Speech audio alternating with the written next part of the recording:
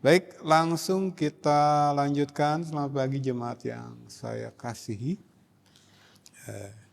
Sampai mana minggu lalu? Ini ya, tema besar kita masih tentang kepemimpinan atau keimaman, dan kita sedang membahas lebih mendalam lagi, mengupas, menggali dari kebenaran firman, hal-hal yang mungkin selama ini belum sempat terbahas, walaupun sejak awal fokus kita memang di pesan pengajaran firman yang sehat dan sistematis, atau dalam bahasa Alkitab itu pemuridan. Jadi penginjilan selalu diikuti dengan pemuridan ya. Saya tempelkan posternya besar-besar di kaca tempat ibadah kita di depan.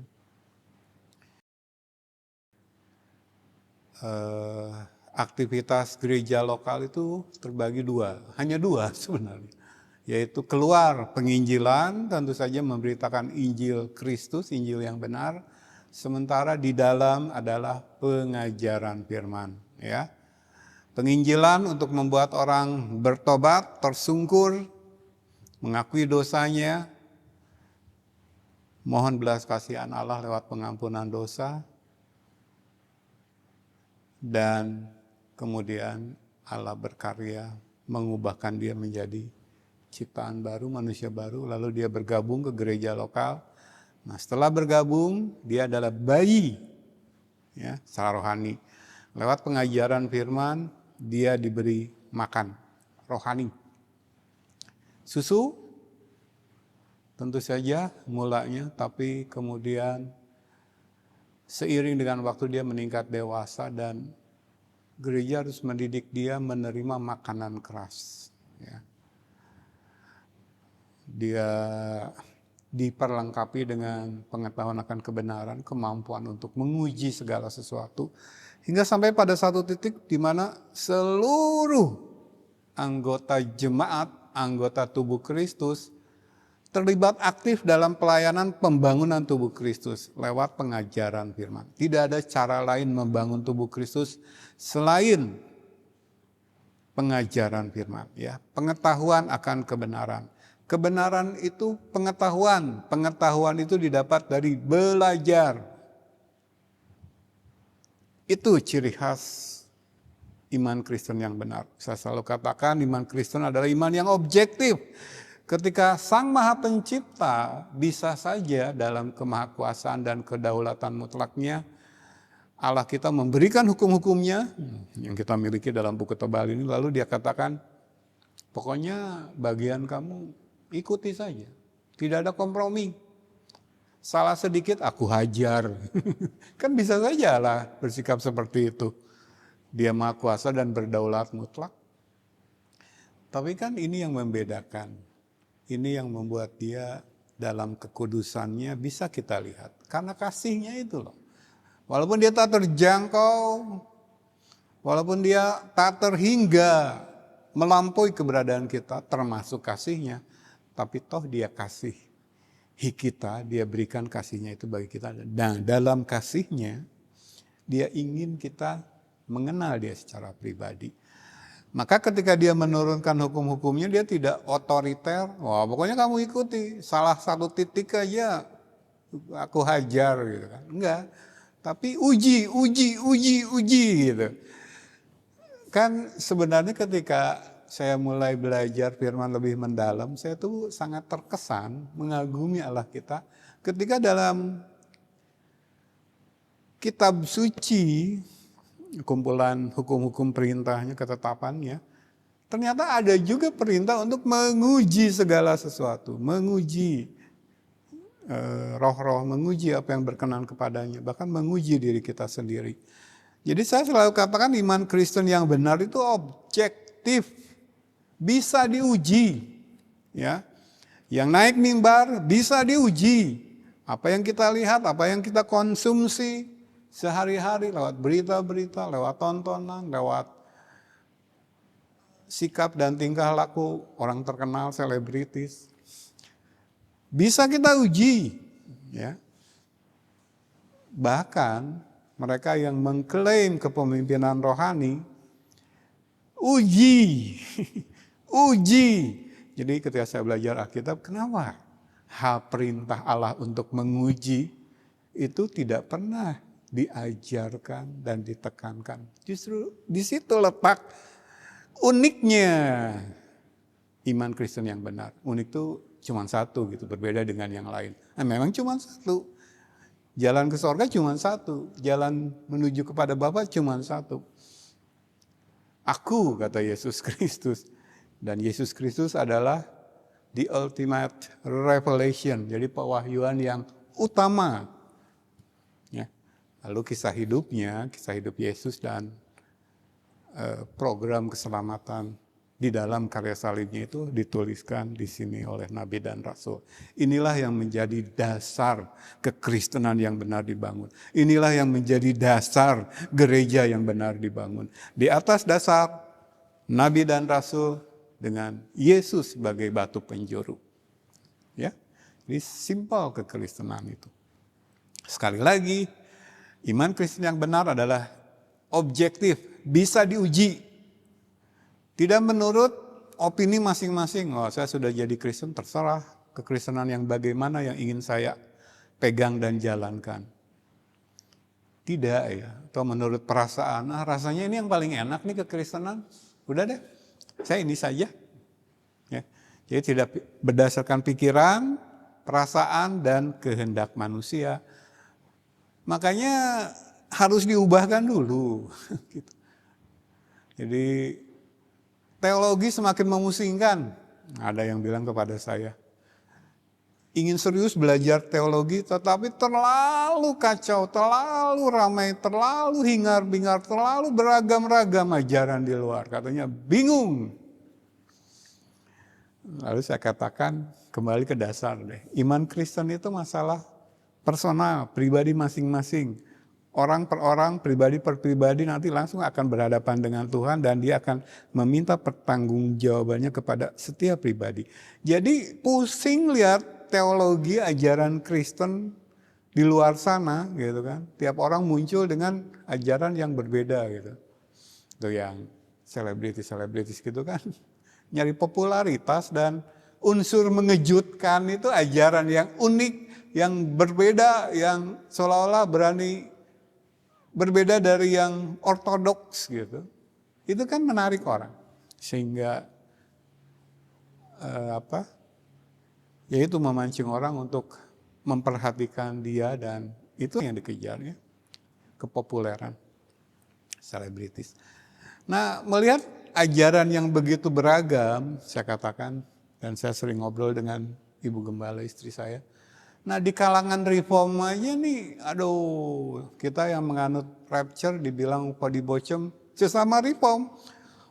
Kalian telah dibohongi selama ini. Karena kita tahu podibocem tidak dispensasionalis, dia tidak percaya rapture, tidak percaya kerajaan 1000 tahun di bumi gitu. Jadi semua sudah rohani. Bagaimana sesama reform saja begitu kan? Dan keras itu. Bagi kita reform yang menganut rapture dan 1000 tahun di bumi, kan terserang juga kan? Oh, kalau kita mau main sakit hatian, tersinggungan, kok sesama reform begitu sih? Gitu kan? Jadi podibocam dalam satu khotbahnya begitu. Anda selama ini sudah dibohongi untuk percaya yang namanya rapture. Tidak ada. Tapi bagi saya itulah indahnya reform. Karena 40 tahun di Pantekosta Karismatik yang mengklaim kepemimpinan rohani ternyata keep me in the dark. Jadi sengaja mengurung, memelihara saya dalam kegelapan. Pokoknya terima. Apa yang kami sampaikan? Kata sang pemimpin rohani. Kalau berani lihat ajaran yang lain, kamu sesat. Jadi yang berbeda susah.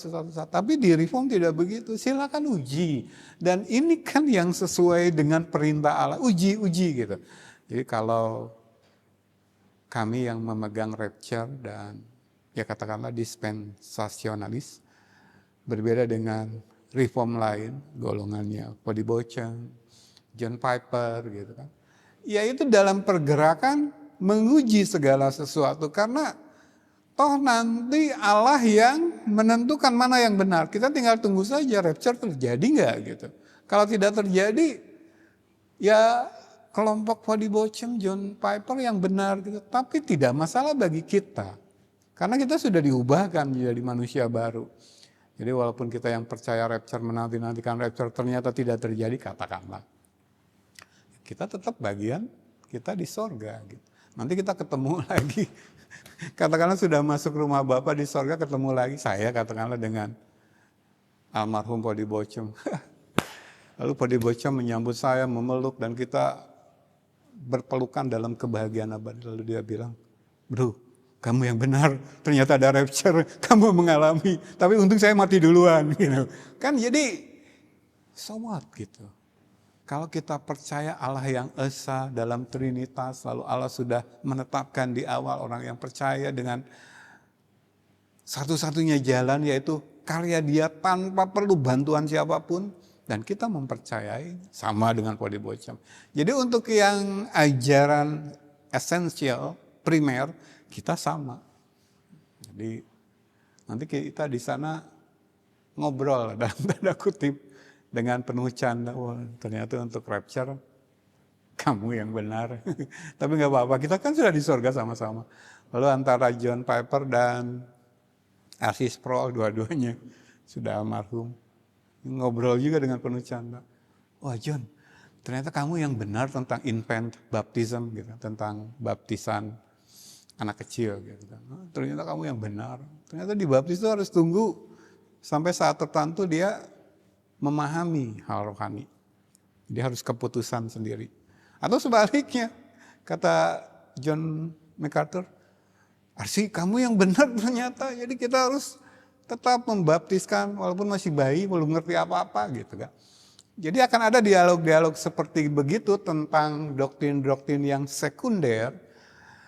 Tapi yang primer itu yang membawa kita, iman kita kepada kesempurnaan. Kristus yang menyempurnakan, dan seperti itu ya. Nah itulah indahnya Reform bagi saya gitu. Dan itu sangat selaras dengan seperti yang saya sampaikan tadi. Alkitab sendiri bilang ujilah. Ini iman yang objektif. Jadi mengapa ada grafo di ujung? Mengapa otoritas firman harus ditempatkan di tempat tertinggi? Ya karena itulah ajuan kita untuk mencari yang benar. Kalau kemarin saya nyinggung tentang apa? Bentuk hikmat yang paling murni, pengetahuan yang paling murni yang masih ori yang dari Allah, Prisca Sapientia. Ya.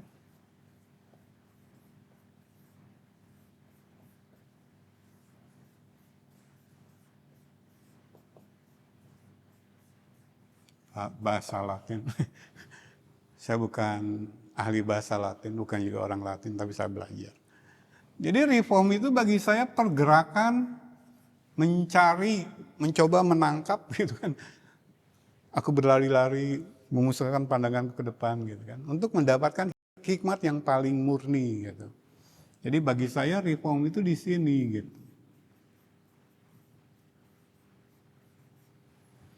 Pergerakan mencari kehendak Allah.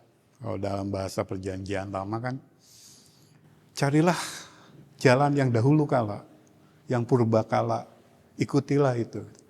Karena kan kekristenan sekarang, ya itulah sudah begitu banyak aliran Kristen yang isme-isme dunia lebih kental di dalamnya. Nah ini kan tanggung jawab masing-masing. Jadi kalau kemarin seorang bapak bilang, aduh kekristenan dengan teologinya begitu membingungkan. Kata si AA, kata si BB, aduh ya saya bilang, Anda harus memiliki secara personal kemampuan menguji Dan kemampuan menguji itu datang dari Roh Kudus dan firman. Jadi progresif dibangun. Masuk ke dalam pengajaran firman yang sehat dan sistematis. Dan kita buktikan minggu lalu bahwa mereka yang tidak menerima bagian L dari tulip, yaitu limited atonement, karena katanya Allah tidak adil kalau membatasi. Padahal kuasa salib Kristus itu powerful enough to save the whole humanity, gitu kan. Jadi kuasa karya salib Kristus itu tak terbatas, sangat berkuasa. Jadi keseluruhan umat manusia bisa terselamatkan oleh karya salib Kristus. Unlimited gitu kan. Kuasanya, kasihnya, kan kita sudah belajar kan. Tapi, nah makanya disinilah doktrin dasar Trinitas dan predestinasi harus kita terima dengan ketersungkuran. Kalau kita sudah belajar Allah yang Esa, Allah yang Trinitas, lalu predestinasi, lalu kemahakuasaan dan kedaulatan mutlak Allah, lalu kita tersungkur, walaupun secara logika tidak bisa memahami semuanya, secara mekanismenya gimana, gitu, secara teknis berjalan seperti apa, rahasia Allah. Tapi kita percaya, maka limited atonement atau penebusan terbatas ini akan kita pahami. Jadi kalau manusianya tidak menerima, manusianya menolak terang, walaupun karya salib Kristus memiliki kuasa yang tak terbatas, mampu menyelamatkannya. Kalau pribadi lepas pribadi itu menolak kebenaran, ya tidak masuk lah. Jadi memang terbatas hanya orang-orang yang sudah Allah pilih, ya. Dan ini menjadi terang benderang ketika kita telusuri saja Alkitab, uji saja. Tapi ujinya jangan oleh hikmat manusia, jadi uji oleh Alkitab sendiri. Jadi benar salah kata Alkitab sendiri gitu kan. Karena pasti di bagian lain ada yang menjelaskan. Tapi kitanya harus manusia rohani dulu kan begitu.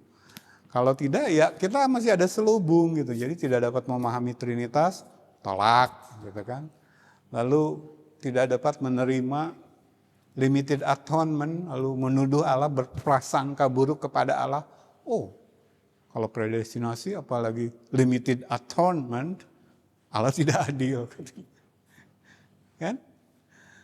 Tapi ada penjelasannya yang membuat nalar rohani kita bisa menerima itu. Ya, jadi tanggung jawab masing-masing. Oh, Bapak bingung melihat teologi, saya akan mengajarkan apa yang saya punya. Saya sudah belajar dan saya yakin itu yang benar. Saya akan sampaikan kepada Bapak, saya akan berikan dalil-dalil, argumen-argumen alkitabiahnya seterang benderang mungkin, tapi tetap pada akhirnya keputusan ada di tangan Bapak. Dan Bapak harus memiliki secara personal kemampuan untuk menguji. Kan ada Roh Kudus seharusnya. Ya. Silakan antara kami dengan golongan Pak Erastus Sabdono, Pak Joni Kilapong, kami menerima doktrin Trinitas dalam ketersungkuran, walaupun secara logika tidak masuk logika. Mereka memutuskan menolak lalu mencari pembenaran. Keputusan di tangan Bapak. Saya akan mengajarkan doktrin Trinitas karena itu yang ada dalam firman. Saya presentasikan apa adanya, saya berikan sebanyak mungkin dalil-dalil firmannya dari Alkitab. Tapi toh pada akhirnya Bapak yang memutuskan. Mau ikut kami tersungkur atau mau menolak dan cari-cari pembenaran. Jadi harus punya kemampuan menguji masing-masing. Nah itulah sebenarnya yang diingatkan oleh Rasul Yohanes kepada murid-muridnya, Kristen yang benar, gereja yang benar, gereja dengan G besar, bukan gereja dalam tanda kutip. Loh, kamu sudah memiliki pengetahuan akan kebenaran. Uji segala sesuatu, termasuk uji dirimu sendiri. Begitu. Jadi yang sedang kita bahas, surat 1 Yohanes pasal yang pertama itu serangkaian uji firman tentu saja. Nah, kalau kamu sudah menjalani hidup sesuai apa yang sudah kamu pelajari, sesuai firman Tuhan, ya berarti kamu pasti selamat. Gitu. Uji saja dan Pada akhirnya kan mereka kemudian menyadari kembali bahwa mereka ada dalam persekutuan dengan Dia yang adalah terang. Tidak berdusta. Hidup sudah tidak lagi dalam kegelapan, kan? Peripateonya tidak lagi dalam kegelapan, tetapi dalam terang. Tidak sempurna, tentu saja tidak ada manusia yang sempurna tinggal dalam terang, melakukan kebenaran firman, tetapi kecenderungan hati kita ke sana. Tidak ada kata balik. Besok saya mungkin masih jatuh, tapi saya bangkit, saya minta ampun, saya lanjutkan perjalanan saya di dunia ini menuju terang. Begitu orang percaya. Jatuh pasti. Justru mereka yang iman Kristennya salah, justru yang selalu menyangkal keberdosaan mereka. Itu kayak orang sakit tapi terus menyangkal dirinya sakit. Nah, dokter mau ngasih obat bagaimana? Mau memberikan treatment bagaimana supaya dia ada usaha menyembuhkan gitu. Kan harus diakui dulu. Wow, Anda ternyata memiliki kanker dan sudah stadium 4. Dalam penyangkal, enggak. Dalam nama Yesus, enggak. Kan enggak begitu kan? Secara jasmani saja. Begitu kan? Secara rohani pun demikian. Kalau terus menyangka keberdosaan kita, ini yang terakhir yang akan kita bahas hari ini dan kita akan selesaikan. Berdusta. Sama seperti mengaku ada persekutuan dengan Dia yang adalah terang, tapi masih peripateo dalam gelap. Nggak mau syamar, membangun benteng sekeliling, pagar sekeliling dengan hukum-hukum Allah, supaya kita tidak keluar gitu dari dekapan kasih karunia Dia. Ini peripateonya masih dalam gelap gitu, muter terus dalam gelap. Tapi mengaku Kristen tiap hari Minggu gini, wah saya ke gereja mau ibadah kepada Tuhan. Di ayat sebelumnya kan dibilang kamu berdusta, mengaku memiliki persekutuan dengan Dia, padahal Dia di ayat sebelumnya sudah ditegaskan Dia adalah terang, Allah adalah terang, tapi kamu masih hidup dalam kegelapan. Jadi yang penting itu kecenderungan hati kita. Apa istilahnya? Disposition, itu yang diubahkan ketika kita dilahirkan kembali. Ya, ini Yohanes cuma mengingatkan loh, kamu bukan pendusta, kamu sudah peripateo dalam terang. Diuji saja gitu. Surat 1 Yohanes itu serangkaian uji untuk menguji diri sendiri. Kalau memang ada dalam terang, ya sudah gitu. Jadi kita sudah belajar sampai ayat yang ke-7. Kita lanjutkan. Nah, ini bagian terakhir dari surat Yohanes yang kita bahas ya. Pasal pertama kita langsung bahas 3 ayat karena membahas hal yang sama. Kita akan selesaikan ya sehari ini. Saya akan bacakan lebih dahulu. 1 Yohanes 1 ayat 8 sampai 10.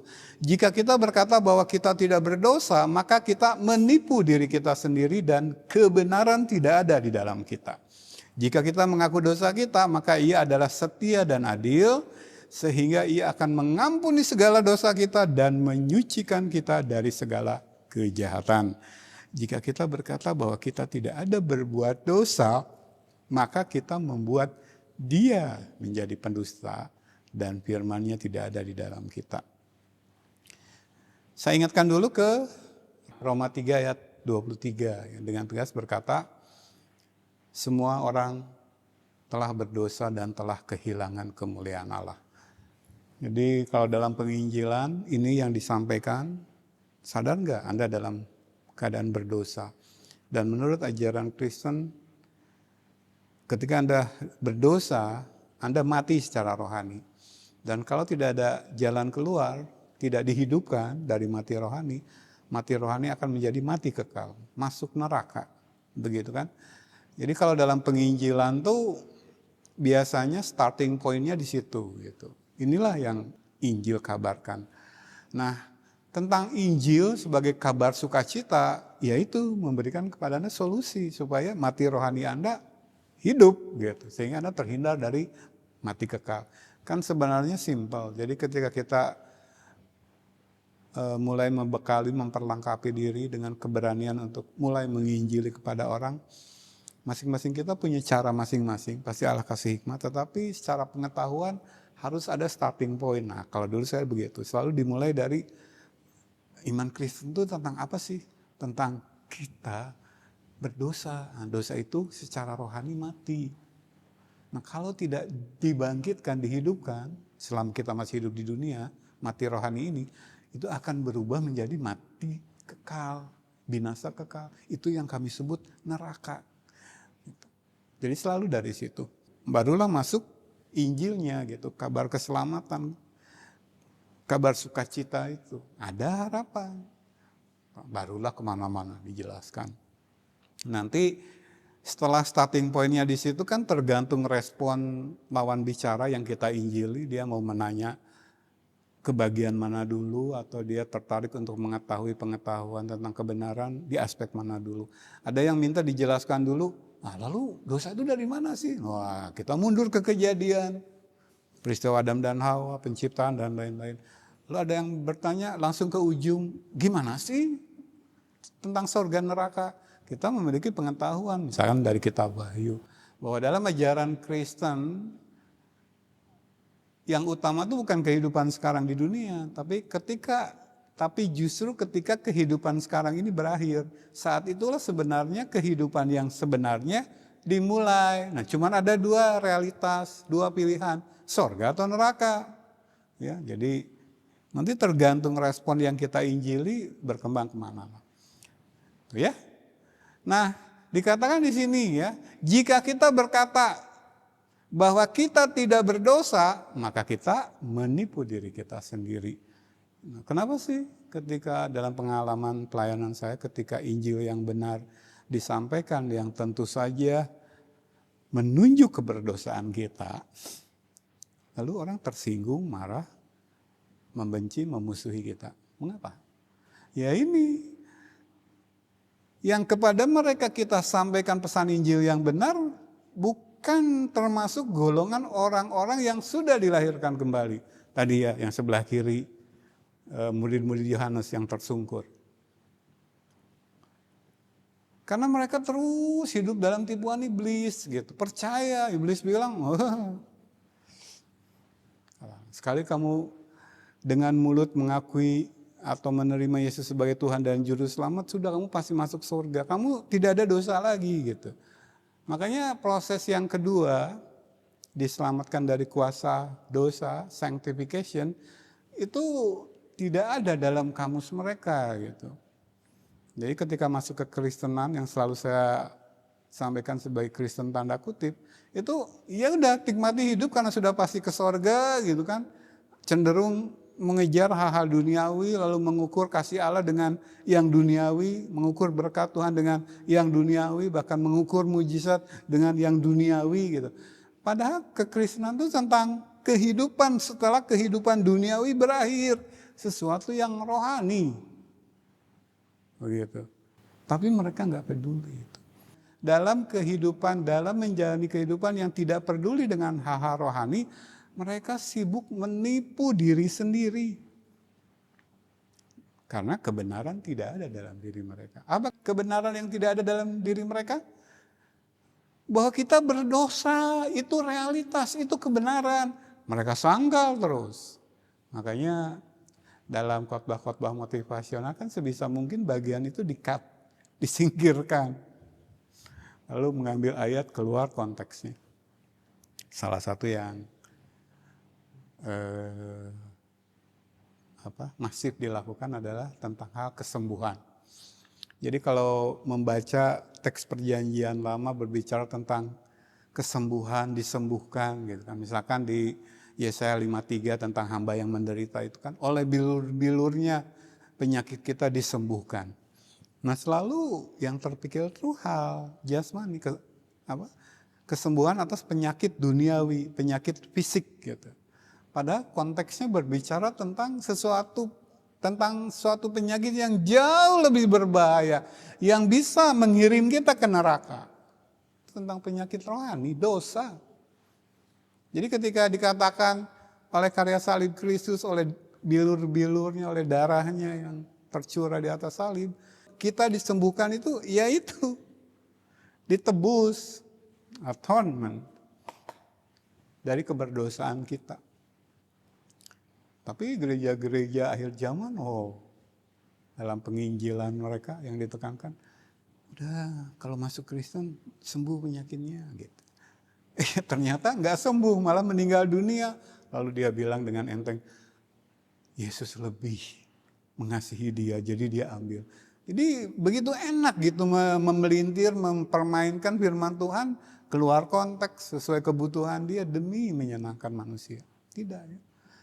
Jadi keberdosaan itu realitas, kebenaran. Nah, kalau kita berkata kita tidak berdosa, karena kan Yohanes menunjukkan surat ini kepada orang percaya kan. Jadi dia pakai kata jika, kamu kan percayanya benar, iman Kristennya benar. Nah jika kamu berkata kamu nggak berdosa, kamu menipu diri sendiri. Tapi kan sebenarnya yang dia tuju yang di seberang, mereka. Iman Kristennya tidak benar. Mereka terus menyangka keberdosaan mereka dan Yohanes katakan mereka sedang menipu diri sendiri. Jadi jemaat lihat bahayanya kemunafikan bukan saja orang lain yang coba mereka bohongi dengan pencitraannya. Bahkan Allah mereka coba bohongi, seolah-olah Allah bisa dibohongi gitu. Dan yang paling menyedihkan, diri sendiri pun mereka tipu. Ya, ketika kita mengatakan kita tidak berdosa, itu mereka, kamu tidak, makanya pakai kata jika. Nah, baru di ayat 9, kamu, realitas kamu orang percaya sungguh. Jika kita mengaku dosa kita, nah mengaku dosa kan karena sudah menerima realitas atau kebenaran bahwa kita berdosa. Follow up-nya apa? Ayat 9, jika kita mengaku dosa kita, dia akan ampuni. Itu yang kemarin kita sudah bahas, kuasa pengampunan karya salib Kristus berlaku past, present, future. Dulu, sekarang, selamanya. Karena memang kita sebagai anak-anak terang yang sudah ada dalam persekutuan dengan Dia yang adalah terang, punya akses penuh ke karya salib Kristus. Jadi bahkan dosa masa depan kita, ketika kita minta ampun, diampuni. Dengan lampu kuning, Roma pasal 6 ya ingat, bukan sengaja berdosa, bukan bertekun dalam dosa. Tapi selama kita masih hidup di dalam tubuh maut ini, kita masih berdosa. Nah, kalau kita menyangkal ini, kita akan menolak bagian dari firman yang manfaatnya menyatakan kesalahan, memperbaiki kelakuan lewat pertobatan. Itu akan kita sangkal terus. Maka ketika pengajaran pun terus muter-muter di sekedar wawasan gitu, pengetahuan. Gak pernah menusuk ke pesan Injilnya mana gitu. Ada kan sekarang banyak di YouTube yang memiliki banyak pengikut ya karena enak di situ. Di segala tulisan yang diilhamkan Allah bermanfaat untuk mengajar. Nah yang keduanya yang menyatakan kesalahan dan yang ketiga yang memperbaiki kelakuan, coba nggak dimasuki gitu. Terus saja muter-muter di pengetahuan sampai menggali tentang ini, menggali tentang itu, bahkan sampai terus membahas agama orang lain gitu kan. Terus saja muter-muter di pengetahuannya. Karena kalau yang menyatakan kesalahan dan memperbaiki kelakuan disampaikan, waduh ini menyinggung khalayak. Nanti saya tidak populer, tidak laku, tidak diundang lagi sebagai pembicara. Kan kita melihat kan pola itu berulang terus dilakukan oleh mereka yang mengklaim ahli teologi. Nah dari tangan mereka lah kita akan rebut teologi. Teologi itu berbicara tentang kemahakudusan Allah sebagai cermin. Sehingga ketika kita berdiri di depan cermin itu yang kita lihat adalah keberdosaan kita. Sehingga ketika Yesaya dalam pasalnya yang ke-6 melihat penampakan Allah yang jubahnya sampai ke bait Allah, apa yang dia akui? Celakalah aku seorang najis bibir, hidup di tengah-tengah bangsa yang najis bibir. Itu kan cermin kita tuh kemahakudusan Allah. Dinarasikan dalam keseluruhan Alkitab. Jadi pesan Injil itu harus menusuk ke sana. Gitu. Lihat kemahakudusan Allah. Tersungkur, silau. Bahkan gak berani dekat-dekat. Petrus katakan, jauh-jauh dari aku Tuhan. Aku orang berdosa. Itu loh pesan Injil yang benar. Tapi karena bisa menyenangkan banyak orang, muter-muter di pengetahuan. Yang nggak perlu dibahas gitu. Kan sekarang trennya begitu. Paling tidak yang laku keras di YouTube. Nah, kita tidak seperti ayat yang ke-8. Yohanes bilang nih, murid-muridnya yang terganggu oleh pesan para gnostik sehingga muncul keraguan akan jaminan atau kepastian keselamatan. Ini uji aja. Kamu termasuk yang di ayat 8 atau di ayat 9? Kamu termasuk yang menipu diri sendiri karena tidak ada kebenaran dalam diri kamu, yaitu menolak keberdosaan kita selama masih hidup di dunia, atau kamu yang sebaliknya? Dengan kerendahan hati mengakui, saya memang masih berdosa. Selama hidup dalam tubuh maut ini saya masih berdosa. Nah, kalau kita termasuk kelompok yang kedua yang benar, ayat 9 lah yang akan kita lakukan. Kita mengaku, kita tersungkur, kita merendahkan diri serendah-rendahnya. Lalu kita mohon belas kasihan Allah, ampuni aku Tuhan. Maka karena kita punya akses ke karya salib Kristus, Ia adalah setia dan adil sehingga Ia akan mengampuni segala dosa kita dan menyucikan kita dari segala kejahatan. Clear kan? Kamu tidak di ayat yang ke-8, kamu di ayat yang ke-9. Ayat 10. Jika kita berkata bahwa kita tidak ada berbuat dosa, ini balik lagi yang ke-8 ini. Makanya pakai jika lagi, tapi kamu tidak. Tapi jika kita berkata, yang sudah punya iman Kristen yang benar ya, jika kita berkata bahwa kita tidak ada berbuat dosa, maka kita membuat dia menjadi pendusta. Sudah menipu diri sendiri, lalu mencoba menghujat Allah dengan mengatakan Allah pendusta. Jadi apa yang dituliskan di Roma 3 ayat 23 bahwa semua orang telah berbuat dosa, itu kan kata Allah. Nah, kamu mengatakan bohong ini. Roma 3 ayat 23 bohong ini.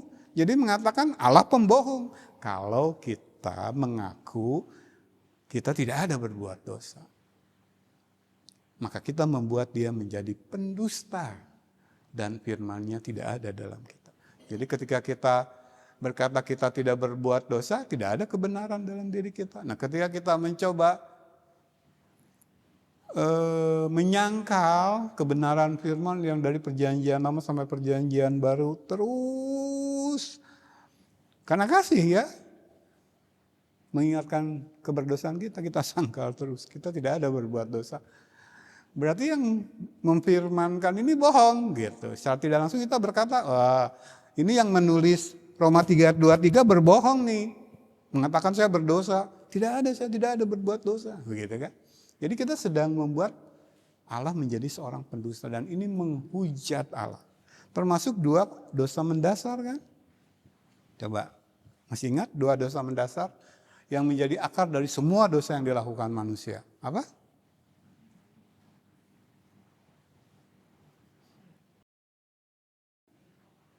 Ya ego, sumbernya ego. Tapi ego membuat kita yang ke-1 menghujat Allah atau menghujat tuh. Jadi ketika kita keras kepala berkata saya tidak ada berbuat dosa, kita sedang menghujat Allah, menghina Allah. Sedang menuduh Allah pembohong karena Allah berkata kita semua telah berbuat dosa, ya. Menghujat atau menghina, apa istilahnya? Blasphemy. Lalu 2 dosa mendasar lagi. Idolatry.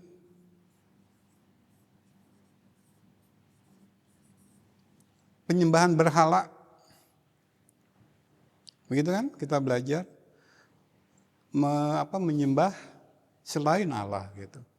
Nah, kalau menghujat itu kan ketidakbenaran ditujukan kepada Allah, itu menghujat, menghina Allah. Jadi menuduh Allah pendusta gitu. Ketika kita mengatakan tidak ada berbuat dosa, sedangkan Allah dalam firman-Nya berkata kita telah berbuat dosa, berarti kita sedang menghujat Allah, menghina Allah. Ketidakbenaran ditujukan kepada Allah. Allah, kau berbohong gitu kan. Itu blasfemi. Jadi ketidakbenaran ditujukan kepada Allah. Tapi kalau idolatri, penyembahan berhala, kebenaran yang milik Allah justru kita tujukan kepada selain Allah. Misalkan, ini kekayaan yang saya miliki punya saya. Padahal kita mengajarkan semua punya Allah. Makanya kita panggil dia Tuhan. Kita memanggil Yesus Tuhan tuh, Tuhan itu pemilik dan penguasa mutlak segala sesuatu. Tapi kita bilang, oh saya yang kerja keras kok, merintis usaha dari nol sampai sekarang konglomerat. Saya menjadi orang terkaya di dunia, semua milik saya. Nah itu kebenaran yang sebenarnya milik Allah ditujukan kepada selain Allah. Dalam konteks ini kepada diri sendiri. Hidup ini milik saya, terserah saya mau bagaimana saya menjalani hidup. Nah ya, itu berhala. Nah dalam konteks esensi dosa, ya berhalanya diri sendiri, ego. Semua milik saya. Makanya ketika kita ajarkan bagaimana jemaat mula-mula menjual tanah lalu hasil penjualannya dibagi sehingga tidak ada yang kekurangan. Coba ada nggak gereja yang mengajarkan itu? Nggak ada. Karena semua diklaim milik saya. Oh, saya berbuat baik, tapi cukup dari sisa-sisa. Anak saya sekolahkan tinggi-tinggi, miliaran habis. Tapi anak orang percaya lain, cari yang murah. Jadi yang begini itu sudah dianggap biasa dalam kehidupan orang Kristen. Padahal Alkitab mengajarkan tidak demikian. Semua milik Allah. Kalau semua milik kita, tidak ada pertanggungjawaban. Makanya saya selalu kasih contoh simpel. Kamu jadi petinggi di satu perusahaan, manajer misalkan. Kenapa di akhir jabatan kamu dimintai pertanggungjawaban? Jangan sampai kamu salah pakai uang gitu. Kenapa? Karena itu bukan uang kamu. Jadi kalau di ujung kita dimintai pertanggungjawaban, itu menandakan ini bukan milik saya. Makanya saya dimintai pertanggungjawaban di akhir. Kalau saya salah menggunakan uang yang saya pegang, dihukumlah saya. Saya dianggap korupsi, mencuri. Jadi kalau ada pertanggungjawaban di akhir, itu menandakan bukan milik saya. Kalau ini benar-benar milik saya, ya terserahlah saya mau pakai apa. Kenapa orang meminta pertanggungjawaban saya? Ya sama hidup kita, apa yang kita miliki selama hidup di dunia, harta, kekayaan, kepintaran, jabatan, apapun. Kenapa kita mengatakan di ujung nanti, di akhir hidup kita nanti, ketika kita bertemu Tuhan, kita akan dimintai pertanggungjawaban untuk segala hal. Bahkan pengkhotbah bilang, bahkan yang tersembunyi. Mengapa? Nah harusnya mengingatkan kita sama seperti jabatan di perusahaan duniawi. Ya karena itu bukan milik kita. Nah saya mengajarkan ini kepada orang Kristen sekarang itu menumbuhkan kebencian, ketersinggungan, kemarahan. Padahal ini firman. Makanya ketika ada peristiwa kematian, mengapa Allah berkata lebih baik ke rumah duka? Karena di rumah duka lah kesudahan semua manusia. Masih mau mengklaim harta saya, hidup saya, kepintaran saya. Karena ketika kita mati, terbaring di peti mati di rumah duka, itulah kesudahan kita. Sekali lagi ego yang kita jadikan berhala, lalu kita menghujat Allah demi ego. Jadi dua dosa mendasar ini dilakukan sekaligus dalam diri orang-orang tidak percaya. Berhala disembah, khususnya diri sendiri, tidak ada dosa, tidak berbuat dosa. Free will, keselamatan pilihan saya. Jadi dia sedang idolatry di situ, ego disembah. Tapi di sisi lain dia juga melakukan dosa mendasar yang lain, yaitu menghina Allah. Ternyata dengan menyembah ego kita sedang menjadikan Allah pendusta. Ya. Jadi coba perhatikan keterangan di bawahnya. A. Yohanes menuliskan surat ini kepada orang-orang percaya karena kepada mereka yang di luar sana yang menyangkal keberdosaan mereka, yang berkata mereka tidak ada berbuat dosa, mengajarkan bahwa teks Alkitab ini ya untuk orang berdosa yang belum percaya Yesus. Kan kita sudah percaya Yesus ini ya, yang saya singgung di awal. Ini yang membuat mereka alergi terhadap pesan Injil yang benar, yang menunjuk keberdosaan. Kerjanya tersinggung, marah. Kalau yang naik mimbar menyampaikan Injil Kristus, Injil yang benar.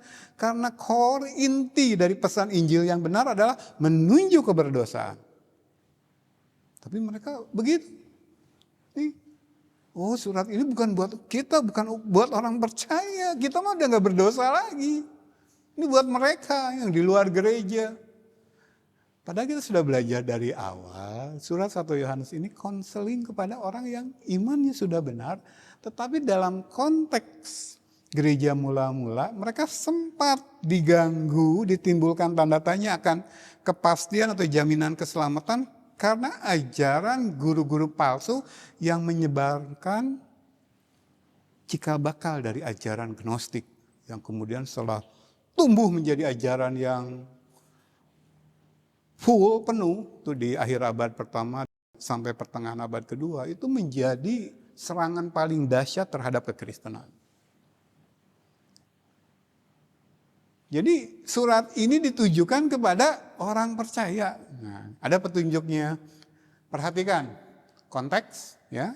Kita sudah ulas dari awal, atau jemaat penasaran silakan baca keseluruhan surat 1 Yohanes. Ditujukan kepada orang percaya ya.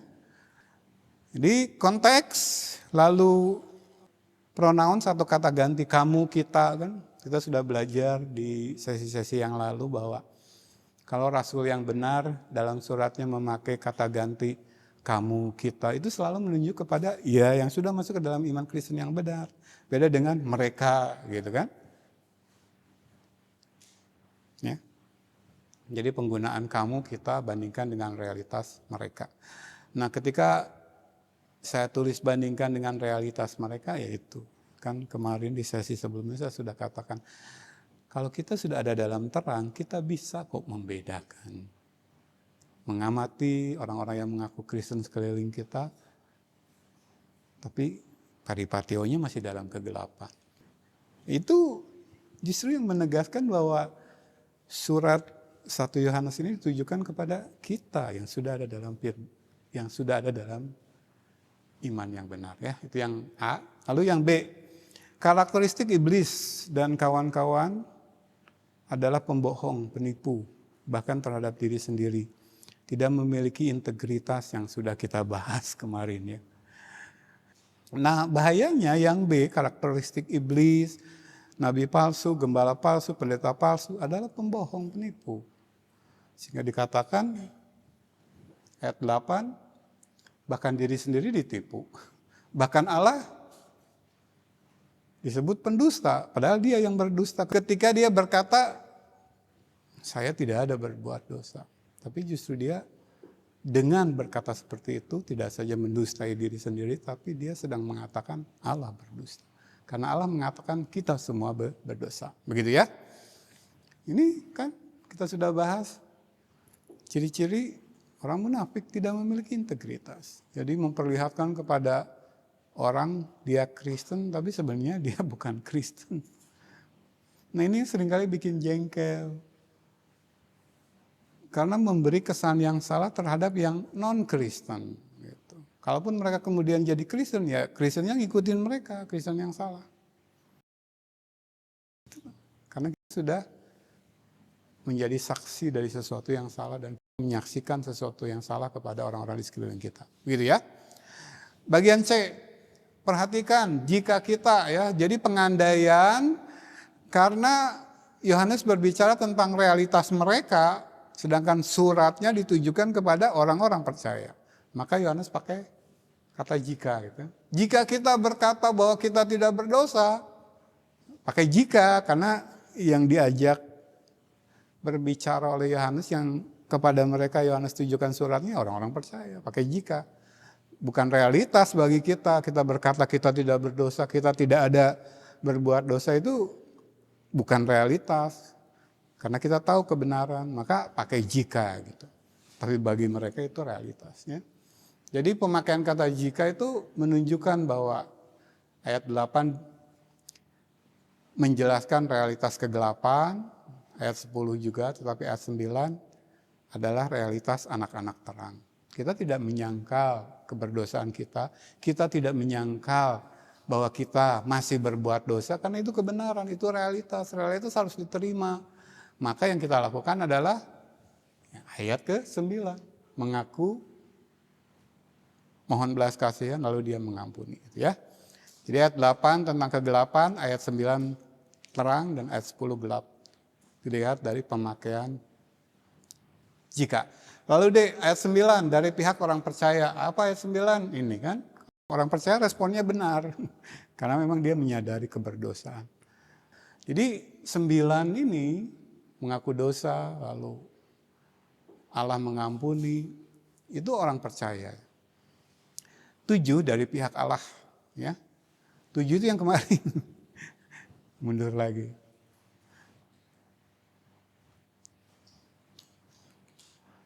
Mundur lagi 1. Ya. Ini ya. Ini yang bagian B, akses penuh kepada kuasa penebusan karya salib Kristus. Ini dari pihak Allah.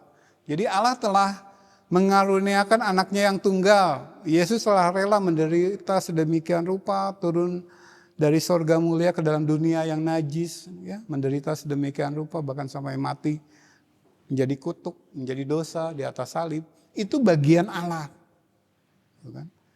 Nah, bagian kita, ya tadi, mengakui keberdosaan kita, mengakui kita masih berbuat dosa, lalu minta ampun. Jadi ini bagian Allah, di ayat yang ke-7. Nah, ayat yang ke-7 dari pihak Allah, memberi akses kepada karya salib, kuasa penebusannya. Nah, ayat 9 dari pihak orang percaya. Karena kita mengakui keberdosaan dan kita masih berbuat dosa, maka kita mengaku di hadapan Dia. Makanya kan ini menjadi siklus yang berjalan terus selama kita masih hidup di tubuh maut ini. Makanya orang Kristen benar tuh nggak mungkin sombong gitu. Utamanya terhadap hal-hal dunia gitu. Karena yang rohani ini loh, aduh, masih berbuat dosa. Ya. D sudah, lalu mengaku di ayat 9 kan, jika kita mengaku dosa kita, kata mengaku, itu bukan, kan ada orang Kristen dikatakan. Saya sudah mengalami beberapa kali dalam pengalaman pelayanan. Jadi memperhatikan gaya hidup orang ini, bagaimana dia berinteraksi dengan rumah tangga keluarganya. Misalkan dia seorang bapak, katakanlah 3 tahun, 4 tahun, saya tuh diyakinkan tentu saja oleh pengetahuan akan kebenaran bahwa dia sudah peripateo dalam terang. Tapi kan tidak lepas dari kelemahan sebagai manusia kan, sekali lagi. Kita akan baca ayatnya tadi, pengakuan Paulus, masih hidup di tubuh maut. Lalu dia datang konseling kepada saya, lalu dia bilang, dia tahu kebenaran dan dia sudah mengaminkan, dia mengejar melakukan itu. Tapi kok sampai gagal beberapa kali gitu, masih gagal di situ gitu. Lalu saya bilang, saya berikan pengertian, pengajaran firman yang lebih mendalam dari kata mengaku ini. Nah, coba jemaat cermati. Kata mengaku di sini adalah mengetahui. Jadi intinya tetap pengetahuan firman. Jadi mengetahui, mengakui dan mengatakan hal tentang dosa sebagaimana Allah memandangnya gitu. Misalkan, kalau seorang istri tidak mau tunduk kepada suami, itu melawan kehendak Allah. Karena Allah dengan begitu terang benderang menuliskan dalam Alkitab. Nah, seorang perempuan, seorang wanita, bahkan sebelum dia masuk pernikahan, katakanlah dia sudah diajari firman yang benar termasuk kehidupan pernikahan. Dia sudah mengaminkan itu dalam kehidupannya. Dia bertekad, kalau saya diizinkan Tuhan masuk ke dalam pernikahan, menjadi istri seseorang, saya akan tunduk kepada suami. Jadi secara knowledge, pengetahuan, dia sudah mengetahui dari belajar dan dia sudah mengaminkan dan dia mempunyai kecenderungan, niat kuat, disposisi yang diubahkan dalam kelahiran kembali untuk taat. Jadi kalau saya masuk ke dalam pernikahan, saya akan tunduk kepada suami saya. Tetapi katakanlah realitas terjadi, dia menikah, dia jadi istri. Nah ketika dia menjadi istri, toh dia ada kalanya melawan kepada suami. Bahkan lebih dari sekali. Nah kalau tidak tinggal dalam pengajaran yang sehat dan sistematis di bawah bimbingan pemimpin rohani yang benar, seperti gereja mula-mula lah, dia akan dibikin ragu tentang kepastian atau jaminan keselamatannya. Loh, tadi pagi saya berkata kasar lagi kepada suami saya. Padahal katakanlah 3 bulan lalu saya sudah tidak menuruti nasihat suami saya. Jadi saya masih melakukan sesuatu yang bertentangan dengan kehendak Allah. Istri tunduk kepada suami gitu. Lalu dia datang konseling gitu. Nah saya terangkan di sini. Mengaku itu tidak berbicara tentang kasuistis. Karena selama kita hidup di tubuh maut ini, sekali lagi saya tekankan, Alkitab sendiri berkata, kita berdosa dan kita masih berbuat dosa. Tapi disebabkan tubuh ini ya, yang selalu saya katakan dosa residual, sisa-sisa. Jadi sebelum kita mengalami pemuliaan, iblis akan terus cari celah. Tapi selama dalam pengetahuan, dalam keyakinan, di pikiran dan hati kita tetap memegang teguh bahwa istri harus tunduk kepada suami. Kalau istri tidak tunduk, dosa. Jadi mengakui keberdosaan itu menyelaraskan pemahaman dan keyakinan kita tentang dosa seperti Allah. Karena kita sudah belajar. Ya pokoknya saya mau sampai kapanpun tetap akan mengajarkan kepada orang-orang, bahkan kepada anak perempuan saya yang sekarang saya punya, bahwa nanti kalau kamu menikah, istri tunduk kepada suami. Padahal saya pribadi sekali-sekali masih melawan suami. Menganggap jemaat. Jadi mengakui dosa ini bukan kasuistik satu event per event gitu, satu kasus per kasus. Tetapi memang pada dasarnya kita memiliki pengetahuan dan kita mengaminkannya, memegang teguh-teguh, berniat melakukan sepenuh hati. Karena memang kecenderungan hati kita ke sana. Kan orang yang sudah diubahkan lewat kelahiran kembali begitu kita sudah belajar. Disposisi kecenderungannya ke arah terang. Kalau terang mengatakan istri harus tunduk kepada suami, dia akan mengejar itu. Oh hari ini gagal lagi. Saya berkata kasar kepada suami. Bangkit lagi, kejar lagi. 3 bulan depan melakukan lagi gitu. Itu manusiawi. Jadi mengakui ini bukan per kasus, tetapi memegang teguh bahwa pengetahuan kita, apa yang kita pegang, apa yang kita kejar, selaras dengan apa yang menjadi kehendak Allah. Kenapa jemaat? Karena dalam kasus-kasus yang saya hadapi dalam pengalaman pelayanan saya, seperti saya katakan tadi, saya beberapa kali menjumpai orang seperti itu. Aduh Bapak, saya sudah mengamati kehidupan Bapak. Kalau kasusnya Bapak, cara Bapak memimpin rumah tangga, keluarga, cara Bapak melayani istri, mengasihi istri dan anak-anak, membimbing mereka ke dalam kebenaran, mengajari mereka firman, begitu setia gitu. Saya sudah memperhatikan 4 tahun ini, saya yakin Bapak itu termasuk kelompok yang sudah dilahirkan kembali. Nah kalau sekarang Bapak konseling kepada saya dan mengeluhkan bahwa sebagai suami saya kasar lagi sama istri. Kan kalau istri harus tunduk kepada suami kan timbal baliknya kan suami kasih istri. Seperti Kristus bahkan rela kalau perlu menyerahkan nyawanya. Tapi kok saya kasar lagi sama istri, begitu misalkan. Lalu saya kembali meyakinkan dia akan kepastian keselamatannya bahwa dia orang yang sudah diubahkan kok. Nah kalau Bapak masih melakukan itu, Bapak menyesal. Dibawa lagi kembali kepada firman. Dengan menerangkan bahwa mengaku di sini bukan sekedar kebiasaan. Justru kita lihat orang-orang yang iman Kristennya belum benar. Pengakuan-pengakuan itu seperti menjadi rutinitas yang sama sekali tidak ada relasinya dengan kehidupan nyata. Gitu. Jadi mengaku itu terutama dalam doa gitu seolah jadi sesuatu yang perkataan hampa. Mari kita mengaku dosa kita, Tuhan ampuni dosa kita. Tapi sebenarnya itu sama sekali tidak ada relasi dengan apa yang mereka lakukan sehari-hari.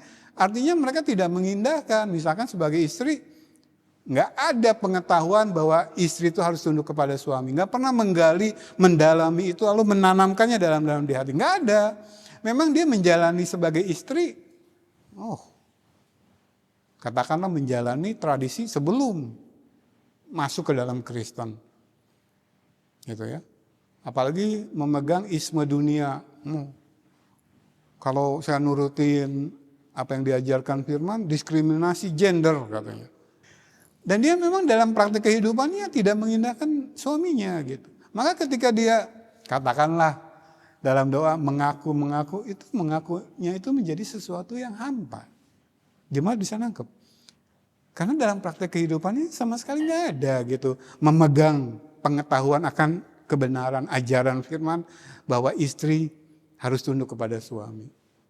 Lalu ketika dia katakanlah mengaku gitu. Itu menjadi sesuatu yang hampa gitu. Mengaku dosa yang mana? Sedangkan sebagai istri kamu tidak memiliki pengetahuan bahwa istri harus tunduk kepada suami, kebenaran knowledge kamu tidak punya, kamu tolak. Lalu ketika mengaku kamu akui apa? Beda dengan yang saya ceritakan tadi pengalaman dari pelayanan saya. Saya bilang, mengaku di sini bukan berbicara tentang kasuistik, tapi secara mendasar kamu memang pemahaman, pengetahuan kamu tentang dosa ini selaras dengan Allah. Allah katakan dosa, kamu aminkan itu dosa. Dan kamu berusaha menghindari.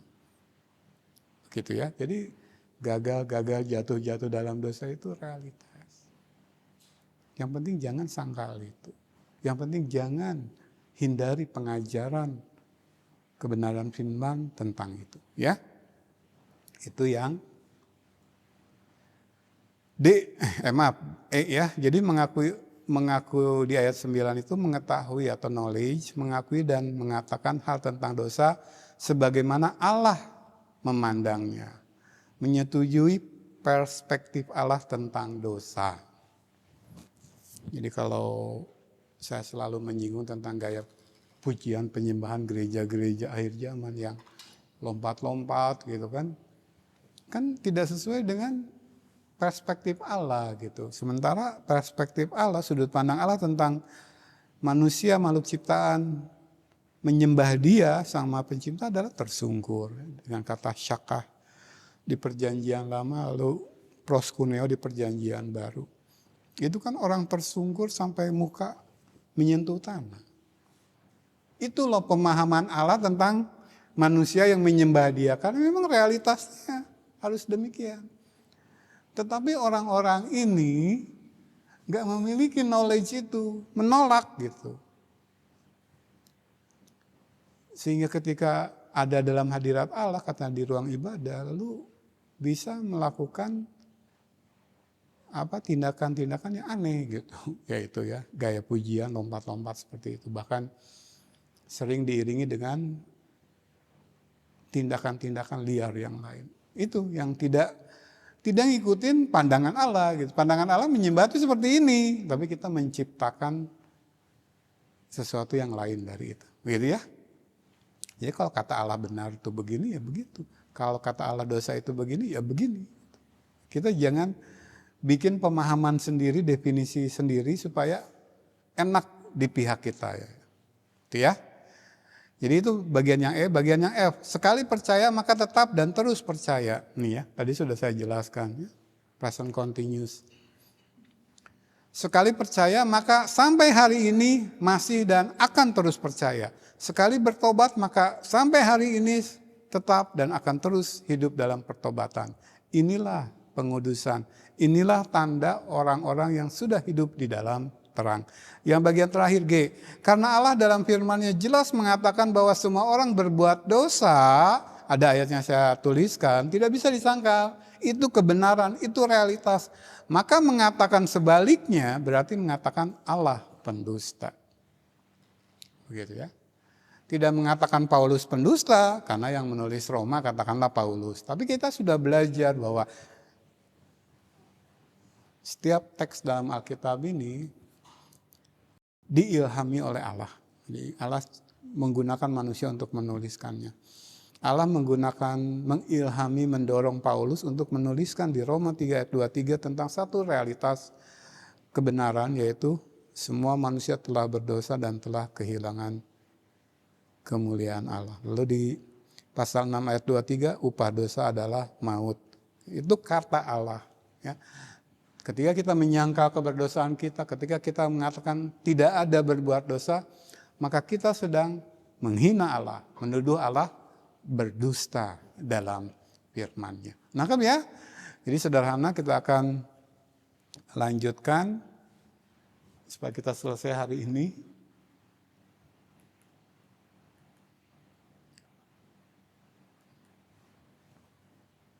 Nah ini ya yang menjelaskan yang saya sampaikan dari hari-hari kemarin tentang dosa ya. Paulus dalam Roma pasal yang ke-7 menuliskan demikian. Silakan baca selengkapnya ya, pasal yang ke-7. Saya akan bacakan dari ayat 22 sampai 26. Sebab di dalam batinku aku suka akan hukum Allah.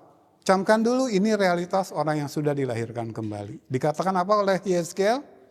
Diberikan hati yang baru, roh yang baru. Dijauhkan hati yang keras, diberikan hati yang taat. Tuhan menjadikan kita hidup memegang hukum-hukum dan peraturannya dan melakukannya. Itu realitas orang percaya. Saya selalu katakan disposisinya diubah. Kecenderungan hatinya diubahkan. Dari yang bergerak ke arah gelap, justru sekarang bergerak ke arah terang, mengejar. Ingin melakukan semampu mungkin. Itu realitas yang pertama dituliskan di ayat 22. Sebab di dalam batinku, kata Paulus tentang dirinya sendiri, aku suka akan hukum Allah. Kan sebagaimana yang pemazmur katakan kan di Mazmur pasal pertama. Yang kesukaannya adalah Taurat Tuhan. Ini harus lewat kelahiran kembali. Karena sebelumnya kita benci Allah, benci firman-Nya. Lebih suka kegelapan daripada terang, sehingga tidak datang kepada terang, tetapi malah lari dari terang. Karena perbuatan-perbuatan kita jahat. Dari mana realitas ini bisa datang? Paulus katakan, saya sudah dilahirkan kembali. Sebagai orang yang sudah dilahirkan kembali, dalam batinku. Ada roh baru di sana, ada hati yang baru. Aku suka akan hukum Allah. Nah sekarang introspeksi dululah dari bagian ayat ke-22 ini. Ini realitas tidak dalam hidup kita. Nah kalau sudah mendengar firman aja bawaannya ingin menghindar, diajak belajar saja bawaannya ingin menghindar, kira-kira kita termasuk kelompok orang yang di dalam batinnya suka hukum Allah enggak? Malah kita ikut-ikutan prinsip orang dunia. Katanya hukum itu diciptakan untuk dilanggar. Aneh gak kalau ada orang Kristen memiliki prinsip seperti itu? Ya, yang saya kasih tanda kuning itu realitas orang percaya yang sudah dalam terang. Sudah diubahkan lewat kelahiran kembali. Ayat 23. Tetapi di dalam anggota-anggota tubuhku, aku melihat hukum lain yang berjuang melawan hukum akal budiku. Dan membuat aku menjadi tawanan hukum dosa yang ada di dalam anggota-anggota tubuhku. Saya kasih warna lain, tapi ini bagian dari realitas orang percaya. Jadi jangan hanya dipegang yang kuning. Yang kuning itu realitas. Di dalamnya aku suka firman, benci dosa. Suka firman, benci dosa. Suka firman, benci dosa. Gak bisa disangkal. Itu realitas. Karena kita sudah diubahkan. Tetapi kita masih hidup dalam tubuh ini. Dan apa yang Paulus katakan? Di dalam anggota-anggota tubuhku ini, aku melihat hukum lain selain hukum Allah. Yang berjuang melawan hukum akal budi. Nah hukum akal budi ini menunjuk kepada yang kuning. Hukum Allah. Jadi ini anggota tubuh memiliki hukum lain yang terus melawan hukum akal budi. Terus melawan hukum-hukum Allah yang di dalam batin aku sukai, aku cintai. Ini yang hukum lain yang ada dalam tubuhku. Dari ujung rambut sampai ujung kaki melawan terus. Padahal aku sudah dilahirkan kembali. Buktinya apa? Di dalam batinku aku suka. Jadi disposisinya tuh ke arah terang gitu. Tapi waduh ini tubuh ini. Nah kalau jemaat gak mengerti pengajaran ini, maka tidak ada lagi kerinduan kepada tubuh kemuliaan yang akan kita peroleh di titik ini. Gak ada gitu. Nah waktu saya di Pantai Costa katakanlah 40 tahun, memang kepada kita disinggung, diajarkan tentang tubuh kemuliaan, tapi tidak seperti Paulus dalam pemahaman seperti ini gitu.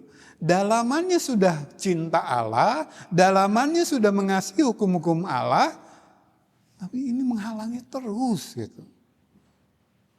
Ya, lanjutkan dulu.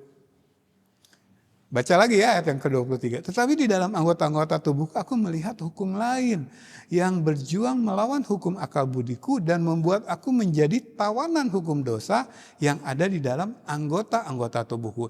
Jadi dosa itu masih ada tetapi hanya di dalam anggota-anggota tubuh. Di dalam tubuh maut ini, di dalam daging ini. Tapi di dalam tidak ada. Ya, ayat 24. Aku manusia celaka. Kenapa celaka? Sudah dilahirkan kembali. Dalamannya sudah cinta Tuhan, cinta firman Tuhan. Kenapa celaka? Ini. Ya lanjutkan. Siapakah yang akan melepaskan aku dari tubuh maut ini? Jadi ketika masih hidup dalam tubuh yang sekarang ini, aku masih manusia celaka. Aku masih mendukakan Roh Kudus. Aku masih jatuh ke dalam dosa. Saya tanya jemaat, diniatkan enggak dosanya? Coba renungkan. Paulus sudah dilahirkan kembali dan saya katakan karirnya, prestasinya sebagai seorang hamba Allah luar biasa. Hampir setengah perjanjian baru dia yang nulis, bahkan dia rela memberikan nyawanya bagi Yesus. Dari seorang penganiaya gereja menjadi seorang yang memberikan nyawanya untuk Yesus. Tapi ketika menuliskan ayat ini, dia berkata, aku masih berbuat dosa. Tangkap dulu jemaat. Jadi pergumulan dengan dosa, perjuangan kita memerangi dosa itu seumur hidup. Walaupun kita sudah mengalami kelahiran kembali, Kristennya sudah benar. Tetapi itu tidak pernah datang dari dalam, tidak pernah diniatkan, direncanakan gitu. Karena di dalam hati, aku suka hukum Allah, aku taat. Karena ketika dilahirkan kembali, Allah memberikan kepadaku hati yang taat, bukan hati yang keras. Tetapi ini loh, pengennya dosa terus. Nangkep jemaat? Itu bedanya kita dengan mereka gitu. Karena kita tuh walaupun ada provokasi dari anggota tubuh ini untuk melakukan itu, satu kesalahan, tapi bukan berangkat dari dalam. Jadi tahu gitu yang benar, tahu bahwa yang akan dilakukan itu salah dan sebenarnya nggak ada niat dari dalam untuk melakukan itu. Tuh ya bedanya ya. Nah beda dengan mereka yang masih hidup di luar iman yang benar. Mereka melakukan kesalahan yang berlawanan dengan kehendak Allah itu menjadi keseharian gitu. Karena memang dalamannya bukan seperti ayat yang ke-22 ini. Jadi di ayat 24 Paulus katakan, aku manusia celaka karena tubuh ini. Jadi dia dalam usaha, dalam kerinduan, dalam pengejaran, seseorang akan melepaskan aku dari tubuh maut ini. Ada satu ketika ini yang sudah tidak sinkron dengan dalaman saya, ambillah. Beri kepada saya tubuh yang sinkron dengan dalaman saya. Maka kita lihat kerinduan Paulus ke sini itu bagian dari kehidupan kekristenannya. Nah selama seperti itu tidak mungkin melakukan dosa sengaja. Gak mungkin. Maka ketika dia jatuh pun, karena tubuh ini melakukan itu akan mengganggu dia setiap waktu. Sebelum dia tersungkur di hadapan Allah, merendahkan diri dan mohon ampun. Mengakui dan mohon ampun. Tapi mereka nyantai-nyantai saja. Justru orang yang mengingatkan mereka dengan pesan Injil yang benar, mereka musuhi. Bisa kan membedakan? Nah, ini loh yang harus kita sadari. Nah, kita sadari ini dari knowledge, dari pengetahuan ketika kita belajar. Ternyata Paulus yang, dibanding saya level rohaninya sudah juga masih mengalami seperti itu. Ya, selesaikan dulu ya. Jadi dia mencari terus lepas dari penjara tubuh maut ini. Siapa yang akan melepaskan? Lalu dia lewat kebenaran firman menyadari. Makanya di ayat 25 dia katakan, syukur kepada Allah oleh Yesus Kristus Tuhan kita. Apa yang dia syukuri? Kalau dia setia sampai akhir, satu saat itu akan menjadi realitas. Akan berakhir tubuh ini. Dan kita akan mendapatkan tubuh kemuliaan yang tidak akan lagi mendukakan Yesus yang kita kasihi. Karena tubuh baru tidak akan berbuat dosa lagi. Begitu ya. Ayat 26. Jadi dengan akal budiku aku melayani hukum Allah di dalam batin. Tapi dengan tubuh insaniku aku masih melayani hukum dosa. Saya baca lagi. Tetapi dengan tubuh insaniku yang dia bilang tubuh maut, aku melayani hukum dosa. Saat Paulus menuliskan teks ini sebagai seorang yang sudah dilahirkan kembali, dia mengakui ini. Selaras kan dengan ajaran Yohanes di suratnya 1 Yohanes. Paulus tidak termasuk mereka. Paulus tidak termasuk penipu, pendusta. Dia mengakui keberdosaannya dan pasti dia mengikuti ayat yang ke-9. Mengaku dosa dan mohon ampun kepada Tuhan. Maka Allah yang setia dan adil akan mengampuni. Kenapa? Karena kita punya akses kepada karya salib Kristus di dalam iman Kristen yang benar. Saya akan bacakan ini untuk merenungkan ya.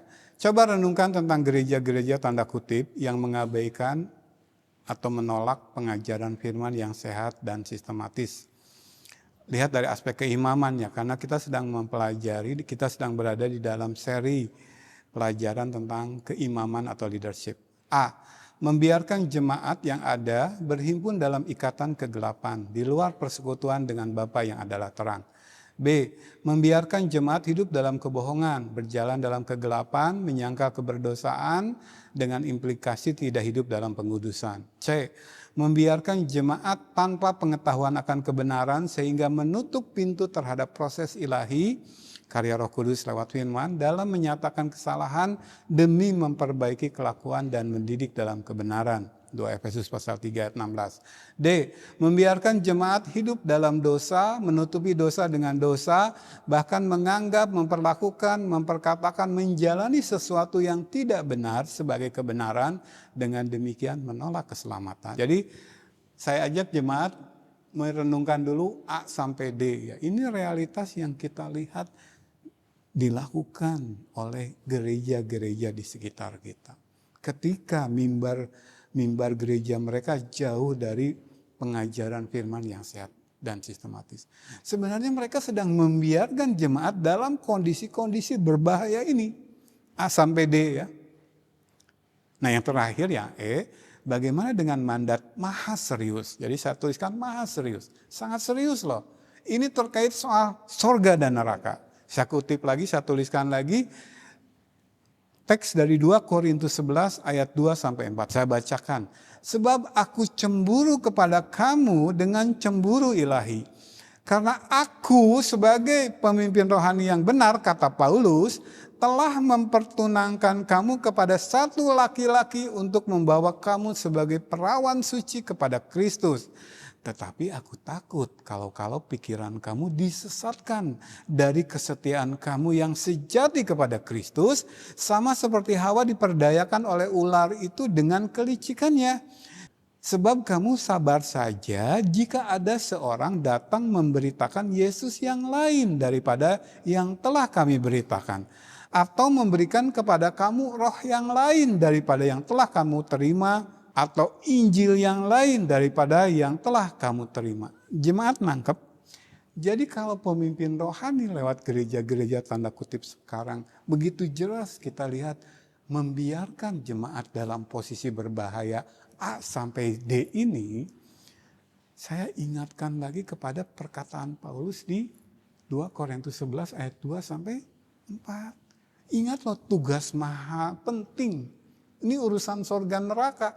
Ketika kita sebagai pemimpin rohani, satu orang pribadi jemaat, tugas kita adalah mengantar dia sampai bertemu dengan Yesus dalam kondisi perawan suci.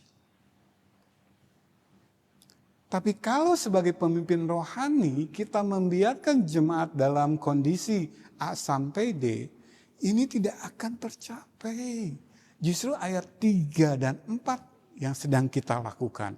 Memberitakan kepada mereka Injil yang lain, Kristus yang lain, bahkan mencoba memberikan kepada mereka roh yang lain. Kita sedang membicarakan kepemimpinan di sini. Saya ajak, ini seruan saya kepada para pemimpin gereja. Mereka yang mengklaim kepemimpinan rohani. Pendeta, gembala, hamba Tuhan, PS, pengajar firman, pemberita firman, pekabar Injil. Ada di kubu mana kita?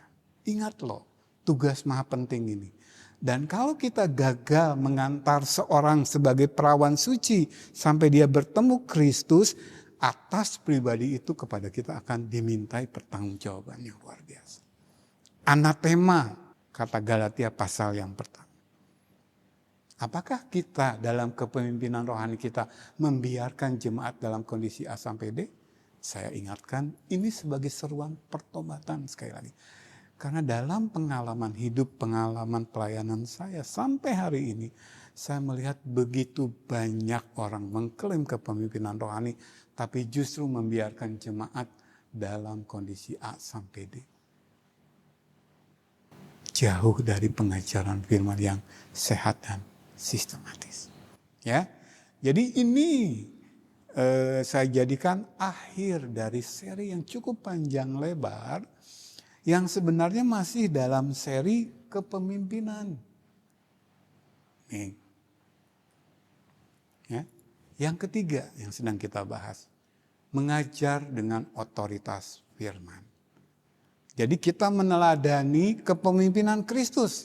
Sangkal diri pikul salib, melayani dalam kerendahan hati. Lalu sekarang kita sedang ada di aspek yang ketiga, mengajar dengan otoritas firman. Mengajarnya kita sudah bahas panjang lebar. Sampai kepada kesimpulan slide sebelumnya. Ada kondisi berbahaya dari A sampai D yang terjadi ketika gereja jauh dari pengajaran dalam otoritas firman. Jauh dari pengajaran yang sehat dan sistematis. Bahkan justru sebaliknya dengan berbagai gimmick mainan yang duniawi, menjauhkan jemaat dari pengajaran firman. Padahal ada mandat maha penting di pundak kita sebagai pemimpin rohani.